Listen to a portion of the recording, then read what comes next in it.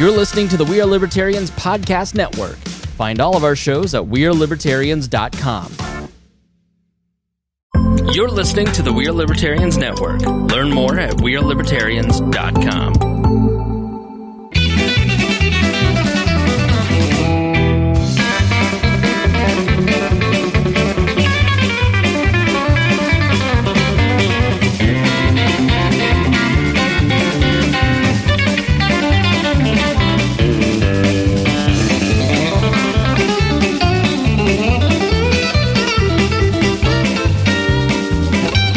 Welcome to the Boss Hog of Liberty podcast. This is episode number 217. It'll be Centralized favorite podcast on the We Are Libertarians Network. Jeremiah Morrell today, joined by co-host Dakota Davis and producer / co-host Zach Burcham, who's going to be working his way over to us here in a few minutes. What we got on deck, Dakota? Today's episode features the three of us. We're going to be talking to you guys about things tightening up again in the era of COVID-19 and pandemics. There's all kinds of different restrictions that are already starting to happen in place. I've recently worn a mask for the first time in a long time. It got you too, Jeremiah. Huh? There are still some major events going on. We're going to tell you about. There are organizations saying they're going to tighten up. There's organizations saying no, they're going 100% no matter what. We're going to give our thoughts on it. And then Jeremiah has a bit in here about the Colts falling apart, and I assume that has to do with some surgery that's going to be coming up soon. So make sure you stick around until the very end of the show for that. Nah, it's up to you. I mean, if you don't want to talk Colts, we don't have to talk Colts. As the fans, you can duck out anytime you want. We believe in free association and making your own decisions. We just did a cool 20 minutes on Patreon, bonus edition, extra content. Heard about my Nashville story from last weekend. Probably going to have some more Nashville stories next weekend because I'm absolutely insane. I got home from Nashville, Tennessee on Sunday night, and I leave again Thursday afternoon because What are you going down for this time? IndyCar. Oh. IndyCar. Exact same place, watching a different event, but literally the same NFL stadium complex of the Tennessee Titans. Boring. So Patreon is brought to us by some people, Dakota. That's right. Patreon.com/BossHogOfLiberty. I have gum in my mouth. Make sure you go sign up at patreon.com/BossHogLiberty. You can find out what the gum is all about. Yes, that is an actual bit that was in the show. We do an extra 20 minutes of show each and every week just for the people who sign up and support us every month. Patreon is where you can go and you make a monthly donation to the show. It starts at any level. You name your price. And there are different tiers. If you pay us higher, then we give you more. That's just the way the world works. It's the free market, baby. Love it or leave it. That's what I have to say. We do all kinds of things for the Patreon members. You get access to a super secret Facebook group. That's where you can find all kinds of different things. Sometimes Anthony Meyer, who is one of the most we'll say loyal fans of the show, the most loyal Patreon member, also a member of the $50 a month club. He sometimes makes memes about the show. Sometimes we talk about him, and then I inadvertently make fun of him and not call him man enough. You question his very soul and heart, and he makes memes about that. He posts those in that group. Make sure you join. And no matter what level you join, you get access to that group, and you get the show notes. Show notes some ahead linkage. of time. Every episode, we promise show notes. We have all the links in here that we use to do the research and so you can follow along, read the same information that we read. All kinds of good things. Sometimes we send out postcards. We sent out bow ties most recently to the highest paying members. Also, if you donate at $50 or more a month, then you get a shout out at the front of each and every episode. Those folks are Miss Christy Avery from all the way in Fort Wayne, Mr. Jonathan Phillips, our favorite car dealer in Indiana, in all the U.S. Oh, favorite one ever. Yeah. I follow John from dealership to dealership. He's great. Currently at Andy Moore, Buick GMC. Yep. Tell him Fishers, Dakota Davis sent you. Mr. Anthony Meyer, who's we don't know where he lives because he's a man of mystery. I think he lives in Ohio, but he's a traveler. Yeah. He lives in a big rig. He's delivering all the goods in the nation. He's keeping this economy running, baby. And you better say thank you. And we also have the Fiddler's Green Cigar Company, the local cigar company here in Newcastle, Indiana. They have the premier mobile cigar lounge, and they also set up at all like the Fourth Friday events, all the festivals around town. and surrounding areas. And if I can ever cigars. find a Friday I'm back in town, I'm looking forward to going down to buying some more cigars. Well, maybe you won't have to wait till Friday. Rumor has it that Mr. Lamb, who runs Fiddler's Green, is going to be bringing his mobile cigar lounge here, which is now going to be an Airstream trailer. This is a rumor you've debut started it on the show a few times. It was supposed to happen last week. There were some complications. It wound up working out because I had to go to work last week, so it is what it is. No harm, no foul. I did fail. I failed again, as always. As not always, as often happens. I didn't do the final read. Mm-hmm. This show is about our lives in rural Indiana. Here to push your boundaries, make you think as individuals. Sometimes will provoke you. Other times will make you laugh, but hopefully you will always learn something new. We also have T-Chip stores. That's where you can get your Boss Hog of Liberty merchandise. Those are BHO1, BHO2, BHO3, BHO4, or BHO mug. But we have a place where you can find all of our beautiful links. And our wonderful producer, Zach Burcham, is going to be putting those in the live stream chat. On the link tree. That's right. And I think that the link tree is on the website, bossHogofLiberty.com. And that's where you can find everything. That's where you can go and find the show, too. So here's the thing. I had to go to work Monday morning. I had to be at a meeting at a place, and they made me wear a mask. I hadn't had a mask on my damn face, Dakota, since the beginning of June. I hadn't had a restaurant. I hadn't had a single place that cared. And it snuck up on me. A week ago, we were on the show, and I'm like, I'm done, not wearing it, not going to do it. It's not a thing. We're over it. I'm past it. I don't give a damn. And here I am Monday morning having to wear a mask. And you said it's happened to you too. It did happen to me. At work, when they make you wear a mask, you have to wear a damn mask. It's just the way it works. Yeah. That's free association. If you want paid, you're going to wear it. Well, back in the middle of the pandemic, it's kind of weird. My office is in a pole barn across the lot. And that's where you're in an outpost. And my one coworker, there's only the two of us in this office.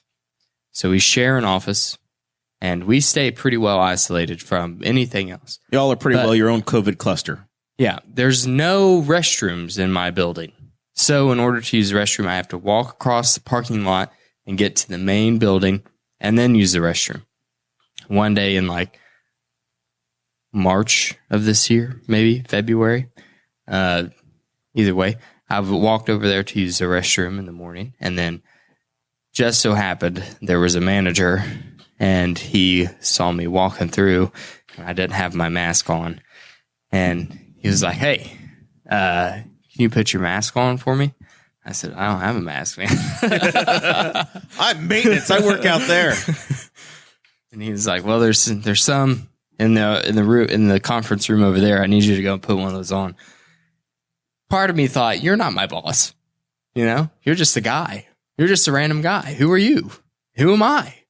You don't matter to me, and I don't matter to you. Why are your panties in the water over the mask? Just let me go pee. You're going to die on. Just need to go use the restroom, and then I'm going to leave. And he decided, I decided, you know what? It's not worth saying anything. So I just went and got a mask. You chose to comply. I complied. So this was back in the spring, over the winter. It was probably wintertime. What happened this time? This time, I was walking over to the main building again, and I saw the line crew supervisor. Oh, you spotted the threat. I saw him. We're on good terms. Like, me and the line crew, he's a cool guy. I like him, whatever. He's leaving his job. He's getting a different job. He doesn't like being supervisor. But anyway, he's too good of a guy for it. Tired of telling people to put their damn mask on. But anyway, I saw him, and he was like, "Hey, man, I don't know if you know, but we got to wear our masks inside now." It's like, are you freaking kidding me? Like, I threw all of them away. I don't have. We had a mask burning party. It's over. And Dakota, Zach, you're turned off. Your mic isn't on, brother. But so I was like, I don't have a mask, and he once again said there's some in the conference room. So I went and picked some up and put them on. Keep a few in my pocket and in my truck again. This is the way of the world now. It is what it is. It's the way of the road, man. Mine are in a basket in a house. It all happened so fast. We're all of a sudden the CDC had made the rule, and every business of any significant size fell in line and said, okay, we're following CDC, whatever the hell CDC says we're going to do. And now we're seeing that some schools and universities are doing it as well. Locally here in Muncie, Ball State University has said indoor, no matter what. And if you're vaccinated or unvaccinated, we don't, we don't trust you. So you need to wear it, period. And well, the CDC says if you're vaccinated or not, you have to wear it. Right. Which is crazy. I mean, there are different expert opinions. Check local listings on the Expert today. It's like whether or not eggs are good for you or cholesterol is high, whatever. It's the same. The CDC's own website says that the cloth masks are largely ineffective. The only thing it's stopping is the droplets. Right. It's not stopping the aerosol, which they have also told us is the most common way that it's transmitted indoors is through the aerosol particles. Not through the droplets. It's like damn Delta Airlines. If we all flew on Southwest, none of this would be happening. We used to think that it was because I was sitting here talking and little pieces of my spit came out and touched the table, and then you came by later and you picked up the show notes to go and throw it away, and then you touched your face afterwards after you picked up the paper. That's how you got it. We thought that's how them. Obviously, we have that you drinks can get here, so we're safe. That's right. I have gum and I have my Frank's coffee stout from Guardian Brewery in Muncie, and I'm doing just fine. But we used to think that these surfaces, that was how most of the infection spread. That's why playgrounds were closed. But now we know you just get it from breathing.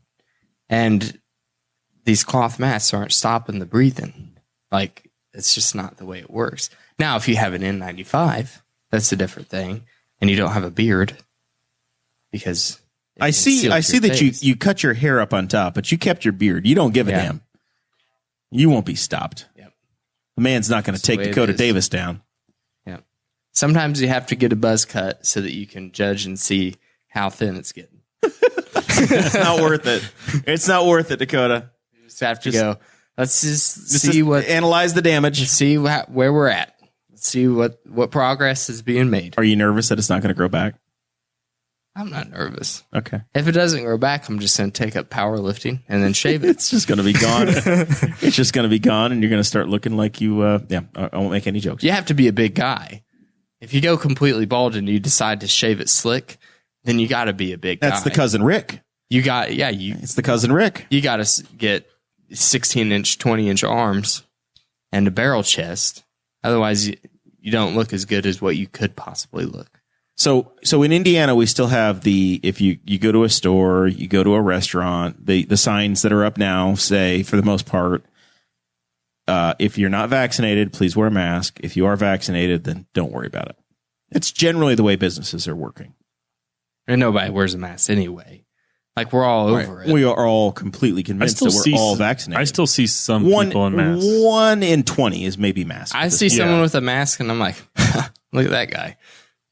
And I still, like I said, there are people in my office that do. And I still think if you go to Walmart, you'll see 3 or 4 people that do. I was at the calling hours tonight at a funeral home. Probably 50 people. 2 were masked tonight, indoors. I'm seeing a lot more, and that's not including employees. There's some places you go and their employees are being told to mask up. So if you go to New York City now, Los Angeles has had their mask rule came back. They had like 2 weeks maskless and they came back. Yep. New York City has brought about a program called Key to New York City Pass. The Key to New York City Pass. And if you have been vaccinated in the state of New York, the state, they're maintaining a database, just like Indiana is, where you can go in and you can, queue up and show that you have your proof of your vaccine card. So it's not the handwritten thing. You've actually got a digital version of it, and you can add it to your Apple Wallet, and it's a little barcode that can be scanned. Oh God! And it sits in your Apple Wallet, and then the expectation of the state is that your gym, your health club, your indoor dining, you can't just show. There's no opportunity to show a negative test. You need to show your little Empire card, and get your chirp. Yep, okay, you're fine. You can dine with us today. How close are we to you being able to like hit a button and you order and you get like a 10-pack of temporary tattoos for the inside of your forearm, for just to scan them? I mean, that's kind They of have what. a little star on them too. So it says, this is the story that we got from ABC7 in New York. Enforcement, but not by police, will begin September 13 to coincide with the return of children to schools. Okay, first of all, jokes laid on them. Yeah, can I give them a pat on the back for not sending kids back to school till the September 13th? New York sounds like a desirable place to be until you read on to the second paragraph. Yeah, the first sentence is promising, but after that, Mayor Bill de Blasio says, a new approach, which we're calling the Key to New York City Pass. The key to New York City, when you hear those words, I want you to imagine the notion that someone is vaccinated, they can do all the amazing things available in New York City. This is a miraculous place, literally full of wonders. If you're vaccinated, all that's going to be open to you. You have the key. You can open the door. If you're unvaccinated, unfortunately, you will not be able to participate in many things. That's the point we're trying to get across. This requirement will apply to both workers and customers in all of these places of business. There will be no option to display a negative test as the city attempts to promote vaccinations as the only way to unlock New York City. Even if you show proof of a positive test, say, look, I had it a month ago. No, it doesn't I've got count. the antibodies. Doesn't count. In fact, since I had it a month ago, my antibodies may be stronger than what yours are with the vaccine. Doesn't Am count. I therefore good? Nope, you're not. So here's Back of the line. here's the Those are- question. Here's the question. Are people going to cancel their trips to New York City? Are they all going to just go rush out and get the vaccine? I think the vaccine's a great idea. I got it myself, but this It's not a good idea. is probably a bridge too far. Because now they're putting the force of government in the hands of business owners. So what's going to happen? My expectation is that when you have businesses that refuse to do this, the city's going to say, okay, you no longer have a permit to do business, so you can't function anymore. The tax department or the health department, somebody's going to shut down these businesses that don't do the enforcement for them. Let's riot, baby. like that paragraph is like so patronizing.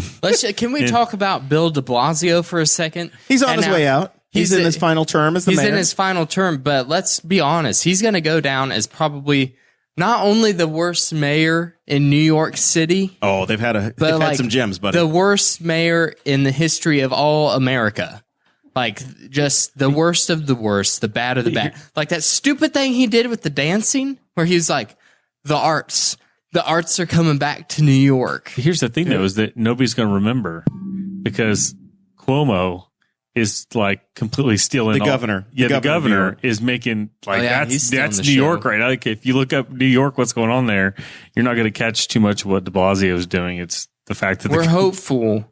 So there's hope that the next mayor, the guy who won the Democrat primary, is a retired New York City detective.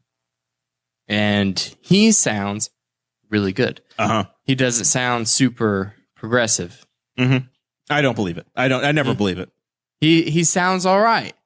And I'm hopeful that maybe the citizens of New York City think we need another Rudy Giuliani.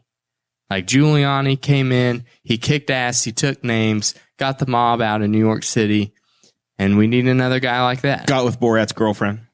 Got with Borat's daughter, not girlfriend, daughter. Now he's a geriatric old man, dude. He's like, and it's a shame because now Rudy Giuliani's going to go down in history. Oh, he's a character. He's a as he is the guy a cartoon character 30 years after his. he was the guy doing press releases with the My Pillow dude and had hair dye streaking down his face. It's a shame. at a landscaping company. Yeah, It's a shame At the Four Seasons Landscaping. He did do great things. The content that this world provides. So Zach, are you offended by this? Dakota and I are obviously naturally just freaked the hell out. Like I said, that paragraph is like so patronizing, and they're telling people, okay, and like what they needed at this point, we just talked about last week that it's being described as a pandemic among the unvaccinated. So, I've got no problem with if there are people that can be vaccinated and they have issues and they like do what you need to get those people support. But the government needs you to say, here are the recommendations, and that's where we're done. We're just we'll let people do with the recommendations as they see fit, as businesses, as people. And if a business wants to just act on everything the CDC says, then that's their choice. But this whole thing where it's just like, well, we're not going to let you do anything, and but we're not going to enforce it. We're going to make everybody else enforce it. Sounds like just a crock. you need to show proof of a vaccination to go to a fitness center.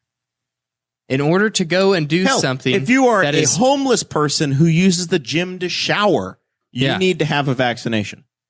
to go and do something that is proven to be one of the most effective things you can do to boost your immune system, which is highly effective against COVID-19, by the way, you have to show proof of vaccination. It's insanity. This is just crazy to me. Reading it, it's almost like it's from a book. Like it's from a novel, not the current timeline. What's crazy though is, like as bad as it is here, I'm in groups to where there's people internationally, and there was somebody that was training for a marathon, and they did not test positive. They got contact traced in the UK. She had to stay in her apartment for 2 weeks. If she was seen out of her apartment, it was like a $1,200 fine, and that was like to go for a run. Yeah, she was freaking Australia out. is the same way. There was a man, a 34-year-old man, healthy individual. He got contact traced. This was recently. This was like a month ago. And what they did in Australia, in Sydney in particular, was they took old hotels, abandoned buildings, and they turned them into quarantine locations. You had to report to the government quarantine location and stay in that room until your quarantine was up. This healthy 34-year-old man just got contact traced and tested negative. And they're like, no, you have to stay here for 2 weeks. And he's like, no. So he went to the dirty laundry and picked up a bunch of freaking bed sheets, like a movie, tied them together, and tied them to his bed frame in the hotel room. Broke out from the 6th story window. And the headline doesn't even talk about the craziness of that. It's like, the Sydney police on the search for a 34-year-old man who escapes from quarantine. And it was like, what? So I was very skeptical of folks saying we're going to pass resolutions against these quarantine passports. I'm like, or not quarantine passports, these vaccine passports. And I don't know. I don't think they've spoke them into existence, but there are some people that predictably did go to that point of saying we're going to have these passports if you want to do certain things. Yeah. I knew they talked about Lollapalooza. It was over the weekend, and they found and it wasn't a lot for as many people were there. But 35 people dropped their vaccine cards and left them there. And I don't know if they were photocopies or what, but yeah, it's just how many people were at Lollapalooza? I didn't hear. It looked like a massive humanity. I think it was like 110,000 or something like that. It was significant. Google it real quick. We need to find out. Oh, you don't have a computer? No, I don't. You have the computer. Right? You've got one on your phone. It's like I've had a pretty much normal summer, except for the part I kind of started summer off working from home, and I'm transitioned back to the office. I'm really not going to be up for at the office if they start clamping down like they started to clamp down before we got sent home last year. But if they start really I don't know how. Is there any talk that people are going to get sent home again, or is it just no? But I know. But I'll be honest. That talk, that was just like a same day bomb drop the first time. Where I work, whenever the CDC recommendations came out, they said they were planning on office workers coming back this month. They said, well, it looks like it's going to be at least October now. So they even pushed that back. For the sake of the road construction. Wrong place, Zach. You work for the state, so you already knew that. But. Yeah. We had no idea that was coming until I listened to his press conference that day. And then I asked my supervisor, I'm like, he's speaking some strong words about this. And then we got told, no, it's not us. And then an hour and a half later, we got told, oh, yeah, it is. Go home and we'll tell you what to do later. And we got sent home. So that was about 100,000 attendees. There are claims that they can have 100,000 per day. I think it looks like on Thursday, maybe they had 30,000 people, but somewhere in the 100,000 range is the head count, the potential head count at Lollapalooza. I don't know. These events are happening. People know at this point. If there's a risk of going or not. You can make the decision. If I was unvaccinated, would I go? I don't know, because there's no social distancing now. We're back to 100% capacity. Yeah, it's completely full. Where I was, they literally had the chairs zip tied together. They were very small folding chairs, and you couldn't move them around or spread them out if you wanted to. The entire row at the Garth Brooks concert in Nashville. Actually, I will rephrase, at the Chris Young / Trisha Yearwood concert in Nashville. They were zip tied together, so you couldn't move them. There was no social distancing, and very, very few people were masked. But once again, maybe that 1 in 20 number that I used earlier. But everybody knows the risks. You know what you're getting into. If no one else and that's is the wearing a reality that mask, we've had why for a do few you months. Wear a mask? If the reason to wear a mask is to protect other people, right? I'll admit that I'm one of those people. I judge that style. Like before, I would go into places like in those transition times when it wasn't like a mandate thing going on. I would walk in and I would see some places. I'd have it in my hand. I've looked around. And I was like, if I'm going to be the only one, I'm like, I'm not. Yeah, I'd be like, What's the okay, point? If you don't care, And if I I don't walked care. into an area and it was like 80%, I was like, okay, I'll put a mask on because I'm in a group mine of people was that care. like, But if there were only a couple other people that were not masked, then I would keep my mask on. But if there was more, if there was like 40% that didn't have their mask on, I'd be like, okay, I'm going to blend in with the other Americans and take mine off. I just generally did whatever the hell they asked at the door. That was if they said, please mask up, I'd mask up.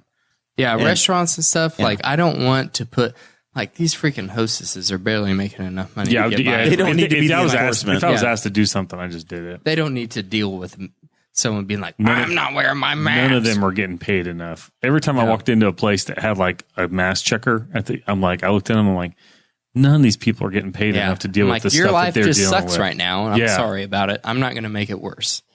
That's just, yeah. So WKRN, Nashville, Tennessee, has a story from Garth Brooks. He had a live following his concert in Nashville that didn't happen, and essentially his folks are saying It breaks my heart to see city after city. he's heartbroken. He's got a few big concerts scheduled, and they've got a 3-week break. They've been the first big city to city tour. Basically every other weekend they've been playing a big stadium. They did Oakland, not Oakland. God dang it. They did Los Angeles. No, I'm naming all the places the Raiders used to play. They did Las Vegas. They did Las Vegas. They did Utah, Salt Lake City. They had the concert in Nashville that I attended that didn't actually happen. I believe they're in Kansas City this weekend, and they're going to have a 3-week break, and they're essentially going to evaluate, and they're going to decide, okay, are we going to stop doing concerts again in person because they only want to do them if they can do them live for full house? Or are they going to just continue to proceed? Are they going to be allowed to proceed? Apparently, they have a bunch of other dates that are booked that they've not even announced or released tickets for because they don't want to take all this money from people. So they've got shit that's backed up that they're ready to announce, but they're not going to until they know. So it's a tough spot for promoters, for concert goers, for everybody to decide what's the right thing to do. The NFL is still saying that they are going 100% capacity as of this moment. They're not wavering. They're not talking like they're going to drop it down, but I think that it's going to be a very interesting time now for people to decide, am I going to just jump in line and say, yep, I'm following, and we're going to start ending these big events again? Or are we going to, how's it going to work? How do we all respond? And is it just corporate pressure that makes the decision, or is it individuals that say, I'm going to go to this stuff, or I'm not going to go to this stuff? I think that the big crowd gatherings are about the one item that still affects people's lives or can affect people's lives. Unfortunately, it's going to come down to the pressure on Twitter, just like it did before. You think it's going to be all about the tweets? Yep. If you host an event and there runs the risk of it becoming some type of spreader event, then you'll get shut down and canceled and hated on social media for it. And I don't think that companies want to take that risk. So you think that'll be the fear? Yeah. I think it's just like with everything else. That's why they change all their flags to rainbows in June. Because if you don't, then you get canceled. It's just a fear. They don't actually support gay rights. We had a They just really, really want to fast virtue change in March of 2020 when this happened and the NCAA tournament got canceled and it went away. Our event's it's going to be really tough to go crowdless again for some of these places when they've barely survived and they have to have this money to go forward. I don't know. I don't know how this turns out. It's in some places are just really getting into the flow of opening up. If the government tries to lock us down again, we go full 1776 again. I think that's what has to happen. I don't think we have a choice. It'll be interesting to see how people react because I think that you might the people that have been vaccinated or got vaccinated right away, and a chunk of those people are people that are like trying to follow everything. And if all of a sudden the government comes back and says, "Yeah, we know you got vaccinated, but it doesn't matter now," that we're going to ignore that. I'm like, you think those people are going to say those people might get angry, like because they're like, if we do come back with the mask mandates, the only people wearing the masks are probably going to be the vaccinated. Yeah. Oh yeah. Because I don't know about. I mean, like that's something you kind of look at. That's a good point. Yeah, but when I see people in the stores that are wearing masks, or a portion of those that are already vaccinated, typically look like people that probably are vaccinated and are just being extra cautious. They don't look like people that don't, because it'd be weird for some people to say, I'm not going to get vaccinated unless they have some like legitimate concern, as opposed to being like just an anti-vaxxer or the government's forcing me to do something. But then say, I'm going to comply with the mask, because that's a weird mental state to be in, where you're not going to listen to this, but you're going to listen to that. So yeah, the people it's going to be those people might get a little bit irked.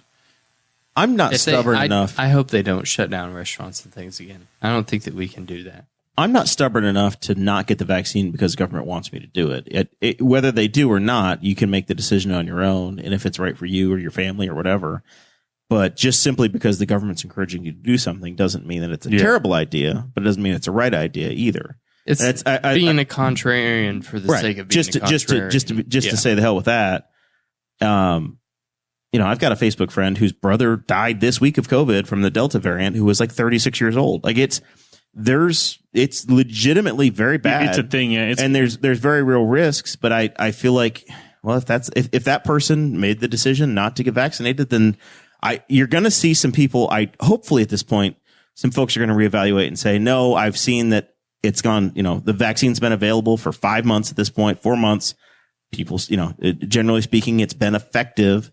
Maybe some people that are hesitant will reevaluate or go back and look at it. It was what are the numbers? 70,000 people, or 70% of the United States population has at least had their first shot. And of that, there have only been serious illnesses and complications in about 6,000 people. I think that's according to the CDC. Yeah, the numbers are the numbers of folks that have actually been. Yeah. I mean, they knew with any kind of drug, and of course, it didn't get tested fully, just like a normal vaccine would be. They knew that the risk was higher, and with any drug, with any kind of vaccine, you're talking about individuals with many different factors. You're going to have some people who don't respond well to it. That's going to happen.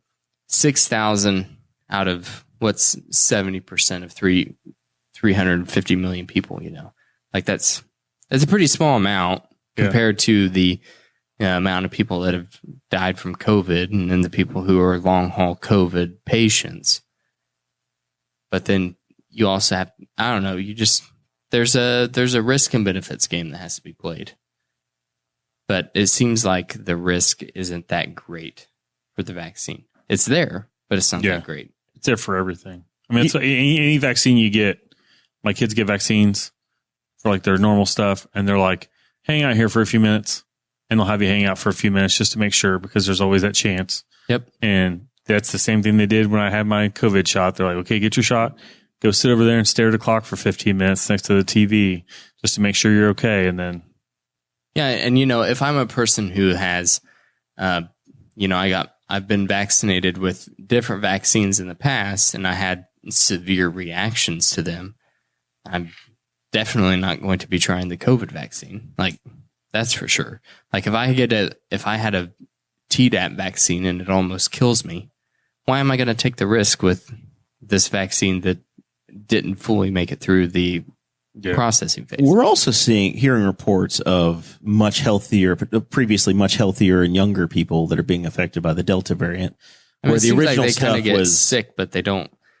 It's not as hardcore as what the other one was. It seems like most researchers agree that the Delta variant is more contagious, but not nearly as serious. I don't know. I guess that's that. I've read some different things. I was reading an article. That's kind of typically how viruses also mutate. I'm not a virologist. This is just from what I've read. A virologist, is that a thing? Yeah, we study viruses. But it seems like from what I've read, viruses, just like anything, they evolve in order to survive the best way possible and replicate the best way possible. So if your main goal is survival and replication, then you don't want to kill the host. You don't want to kill the person who is doing its best job of spreading you to other people and replicating you. So generally, viruses will get more contagious and infect more people, but become less deadly as they mutate. As of today, there's a Didier McPhillips of CNN has a report that came out an hour ago, and it said that 32% of the eligible U.S. population, ages 12 and over, is not vaccinated at all. There are 455,000 people initiating a vaccination every day. The 7-day average is top 400,000 for all week, and the pace is up 17% over last week. So it does look like things are trending a little bit better on that side. There's only 2 states left that have less than 35% of their residents unvaccinated. That would be Alabama and Mississippi. Shocking that the SEC is troubled. 20 states are over 50%. And I did look earlier today. I believe in the state of Indiana is somewhere in the 40% range.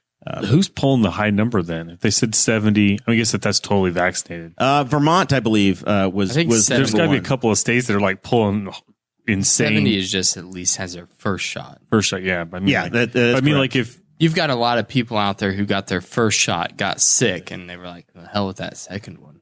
I don't know about that as much as it's just the. I mean, they warn you that the shots, but usually it's like a 24-hour bug. Vermont has 75% with at least one shot in the arm and 67% that are fully vaccinated. But that's only 472,000 people. There's not that many. Somebody's pulling the average up if we're 70% in on one shot, and like most of the states you mentioned were like at 40. What's California at? I bet it's pretty high. California. Here we go. I believe they're over 50. But they're still massive. There's so many people who live in California. The Google machine did not correctly do what I was asking it to do. What a turd! It failed us. But I've got a map that I can manipulate here as we're scrolling. I need some map scrolling music. Are the green states less than 50? I believe the green states are over 40%.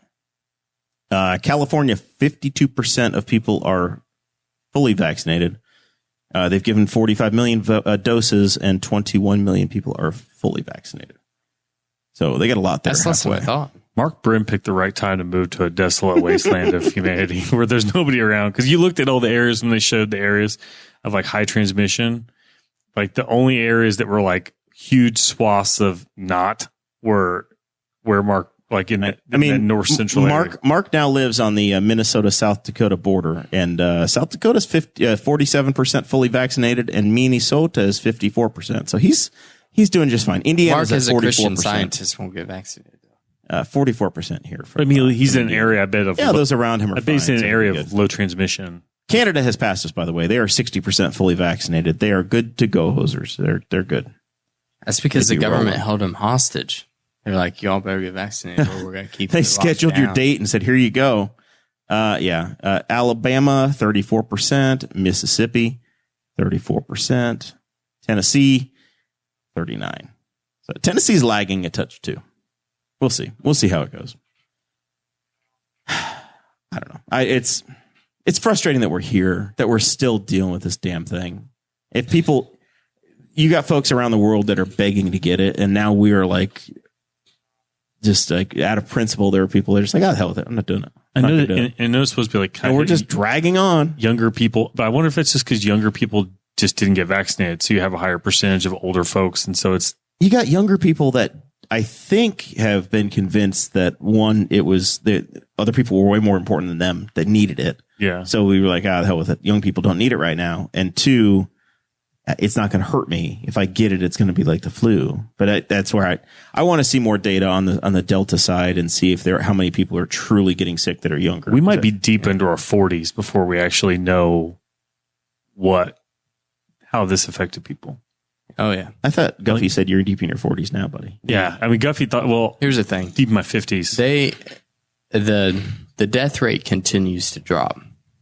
We're learning more effectively how to treat this, but also it seems the Delta variant is attracting more young people because young people like myself didn't contract the first variant, but now are more at risk of contracting the Delta variant and have no antibodies because you didn't catch it first. So now it's going into this population that has. You had it in November the first year. I remember you talked about it. You had it in November 2019. Completely convinced. Right as soon as it you had the sniffles. You were like patient 2 in the United States. That's right. Some Asian guy sneezed on you and you had it. I know about a dozen people who say that. Yeah. I mean, I know a bunch of people who claim to have it in 2019. We got sick after Jackson was born, but I don't think that was COVID. I mean, it was like a cold. It's probably just from being in a hospital generally, you know? You catch a lot of mild bugs in a hospital. Yeah, it is what it is there. So the Colts head coach, Frank Reich, he got vaccinated. Then he got the COVID. He got the Delta variant. No symptoms. He was fine, but he had it.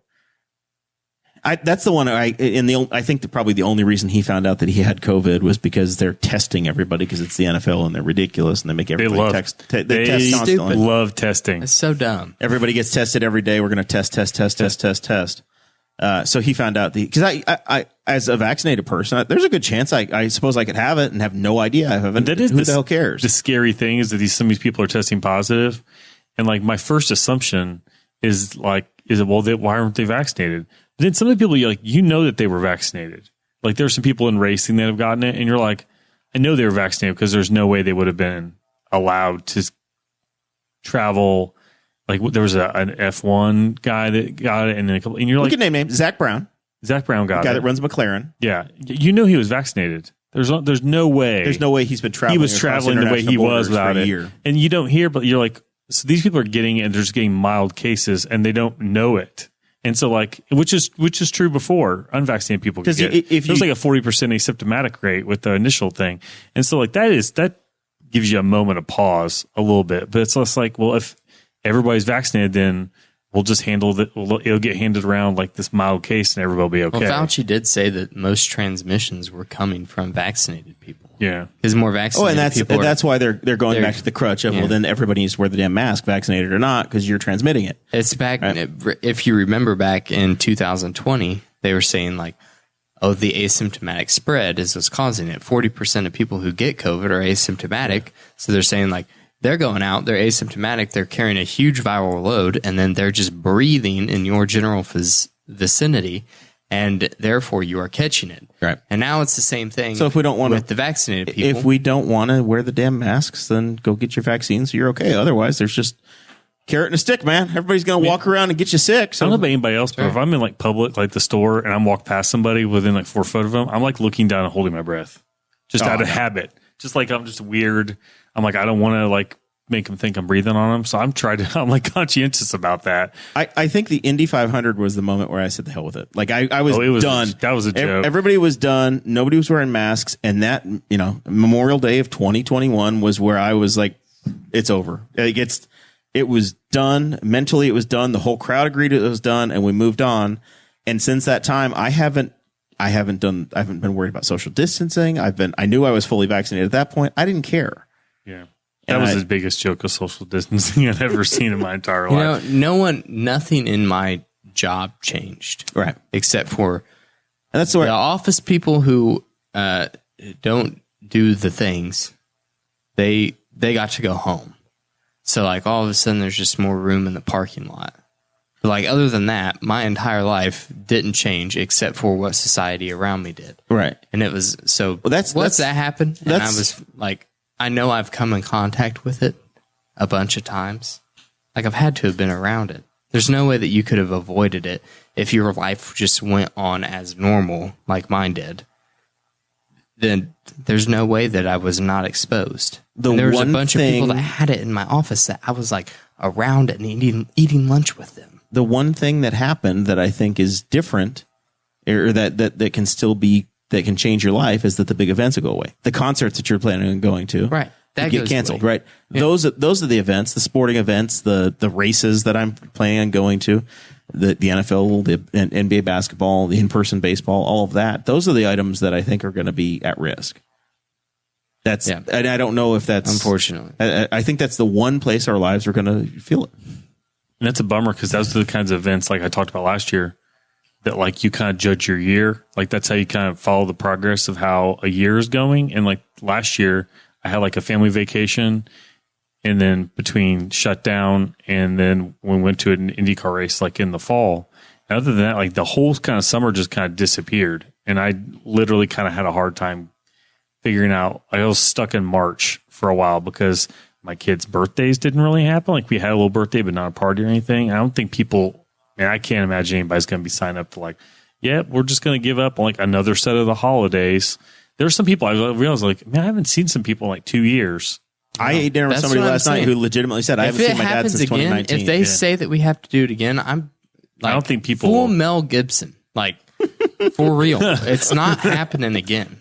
I'm not giving up another year. I'm not giving up another set of holidays. Your kid has grown up in COVID. Like his entire existence has been this. Again. It's not going to happen for me again. I promise.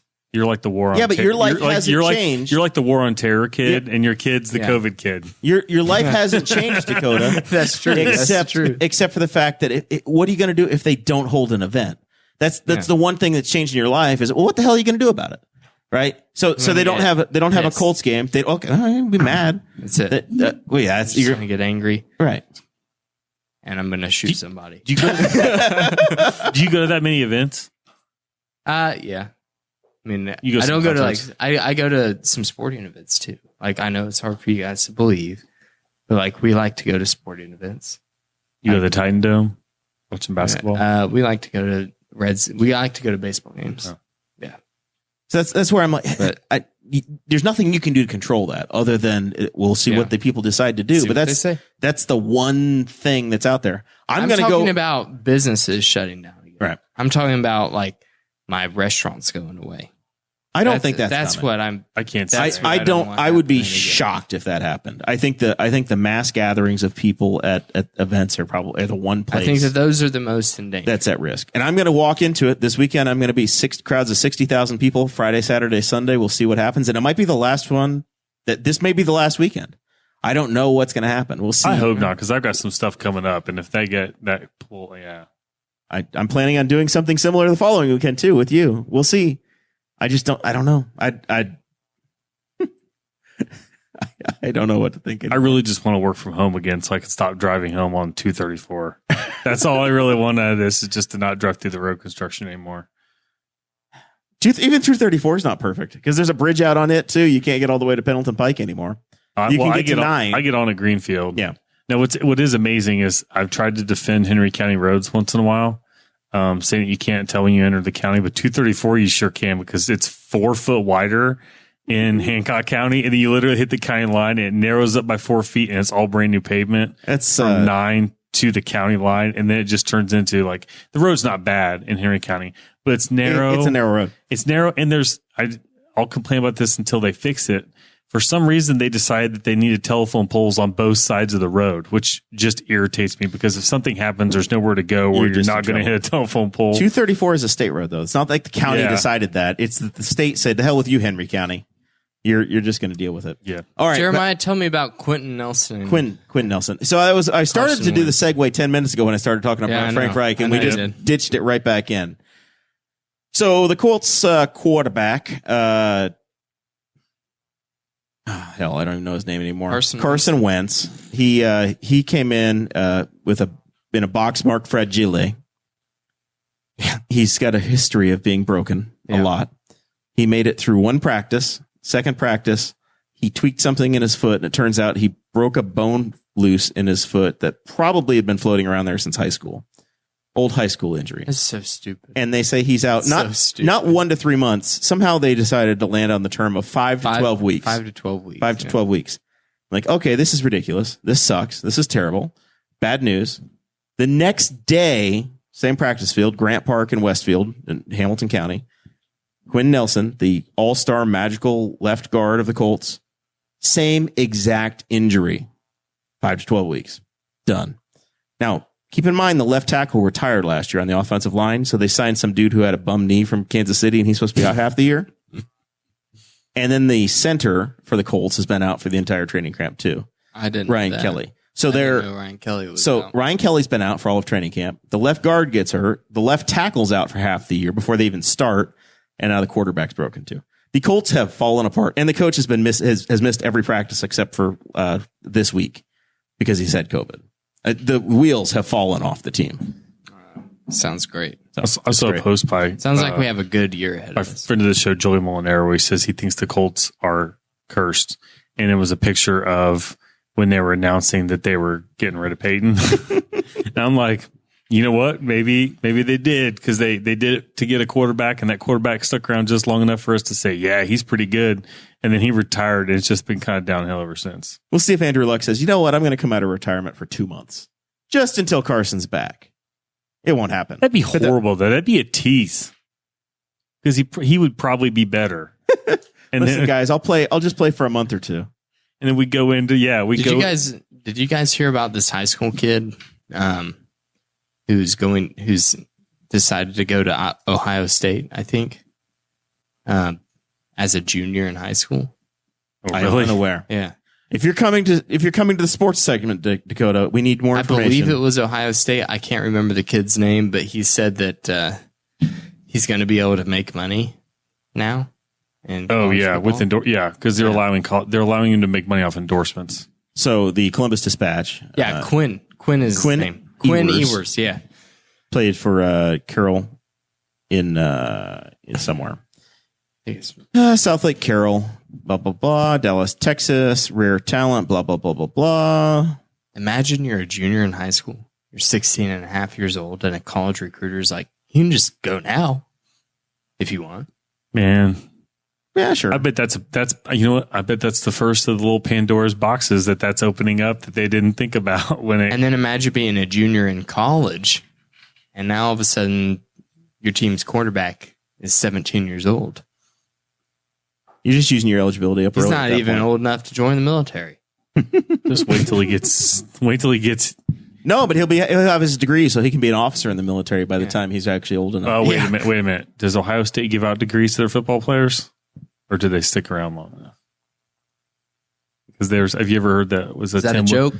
There's a Tim Wilson song that talks about something about, introducing like some guy from Harvard, like, oh, this kid's from Ohio State. He's a fifth year freshman and whatever. But yeah, they're like, oh, you can't spell, you can't do this. Welcome to Ohio State football. The joke has always been like they majored in basket weaving and stuff. Yeah, underwater basket weaving was a fun major to throw around when I was in college. Like, oh, you must have majored in underwater basket weaving. Usually it's like general business. All right, let's call it a show right there before we upset any possible universities that we might need to send baby Jackson Burcham or Jackson Davis to. You never know. You could be raising little Buckeyes and we don't know it yet. Could be causing trouble for their future admissions. God, I hope not. Ohio's the worst.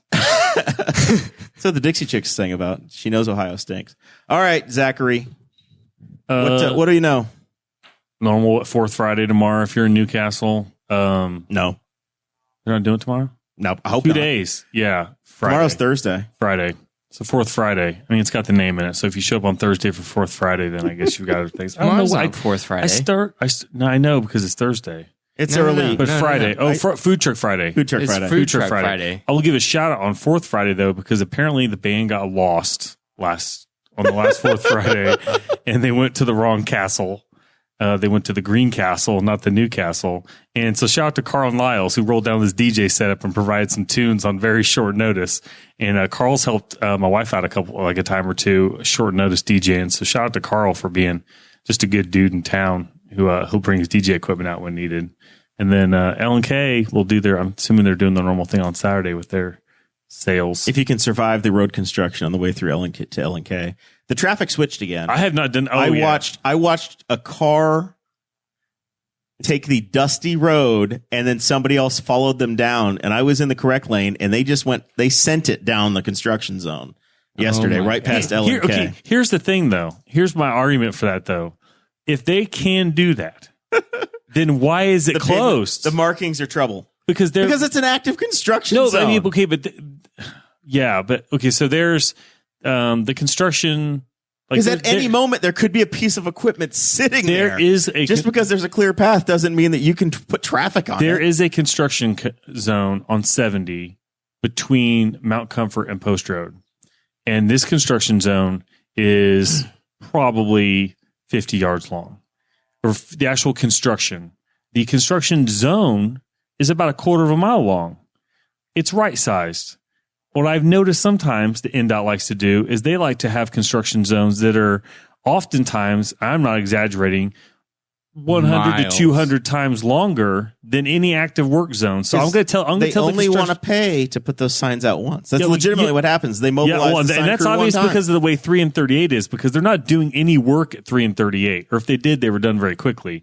But they decided to nuke 3 and 38 with barrels and make it impassable for, like we said last week, semis can't make right hand turn off of 38 onto 3 without shutting the intersection. Well, they're down. getting the lane control done down there, so that by the time you get up to there's no lane control. They just threw barrels everywhere. It's, but I mean, like, I have said that they've had to have the maintenance of traffic on that job has been a disaster. Oh, it's horrible. Since the day they put them out. But if you can, I mean, because there was a point where last year before we went home, from when I started work from home, that there was a construction zone, and I'm not exaggerating, from Post Road to the state line on the east side of Indiana, and I would sometimes drive home, and there was no visible work between Indianapolis and Newcastle, which is like 25 or 30 miles. And I'm like, this shouldn't be 15 miles an hour slower than normal speed limit for this. And this is why you get accidents, because people drive the normal speed because your construction zones are boy who cried wolf. You drive the normal speed for like 3 miles, and then all of a sudden, boom, there's men and equipment. Yeah. And then I genuinely feel bad. I do not want to speed through an active construction zone and endanger somebody's life.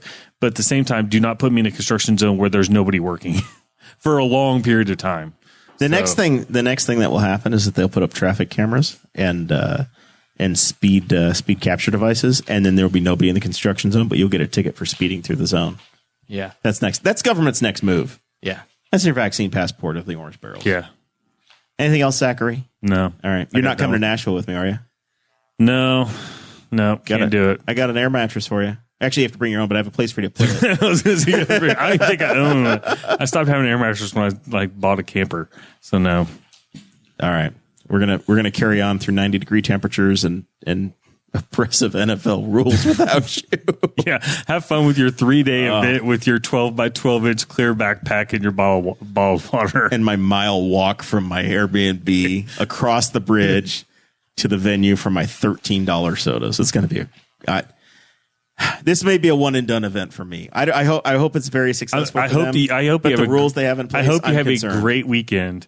But when I heard the rules, I was like, this is some dystopian nightmare of, they're applying NFL rules to a 3-day, all-day event for people. So, the clear backpack. Stuff starts at 7 a.m. There's programming until 9 p.m. You can't bring anything. No. Good luck. Please buy shit. I want to see how many people. angry people get angry. No detachable lens cameras. Like, so you can't, I couldn't take my normal, DSLR. Take my cell phone camera. Take your cell phone. So good luck. I'm very curious to see where I'm allowed to stand and not allowed to stand. Oh, you can't stand there. If I get there and they're like, you can't stand anywhere you can see the racetrack, I am going to have for the price and for the price of that ticket was not cheap. it was double what Mid Ohio is. Yeah. So I hope you have a great weekend. I hope it works out better. Maybe I'm going to have fun no matter what. Maybe by midday Saturday, they're like, we got to lighten up. This is not fun for anybody. I am going to have fun, but I'm also going to take great joy in watching everybody else melt down around me. Try and get us pictures of the divers. See if you can see the divers. They're racing across the bridge. So they're racing across the bridge. They're going to have drivers on hand. It'll be an NBC 5:30 Eastern. That's a late start time, by the way. That's going to be the bane of my existence. But you can't see the bridge from the track, or you can't see the water from the track, except for the pedestrian bridge that's actually outside of the gate. I don't know that I'm going to have a good view of the water, as it is significantly. It's a big drop. It's a much lower elevation than the actual city is. Dakota, what do you got, man? I don't have a whole lot. I really have nothing, man. I just need to promote the Dainty Daisy, Audrey's business. She's been setting up at different festivals. I think she's gonna be at L&K on this Saturday. Our friend Cade Coger, their family farm, the produce stand here at Newcastle. She's gonna be set up selling cups ready to sell. All right. I am also going to promote L&K with my final thoughts, just because everybody else did. Maybe we do enough, Kate will show up. We haven't explicitly told him we need him. I'm going to wish happy birthday to Greg Phipps. 65 years old today. Great friend of mine. Very influential in my life. He's had a rough week. 65 years old. Water superintendent for all of Newcastle. Water superintendent of the Stars. I think shit keeps breaking constantly. They had 2 water main breaks in one day. Main and Riley broke, and now they've got some sort of a cavern that's happened on Trojan Lane. They had Trojan Lane had 2 different failures on the same day. They had a water main break, I guess, down kind of close to Forest Ridge. They had another water main break at the water line going into the Geo facility off of 3, and they're still dealing with a sinkhole on Parkside Drive, which is Trojan Lane next to Baker Park. We have a road that has 3 different names depending on where you are. In 3 blocks, 3 different names in 3 blocks. But yeah, and that road is still closed. Like you can't drive by the north side or south side of Baker Park. Yeah. So, well, he's got a new grandbaby. He'll be okay. He'll get through it. With that, we thank you guys very much. I think our plan is to be back on Thursday of next week. You guys be safe, and we'll be back on the other side.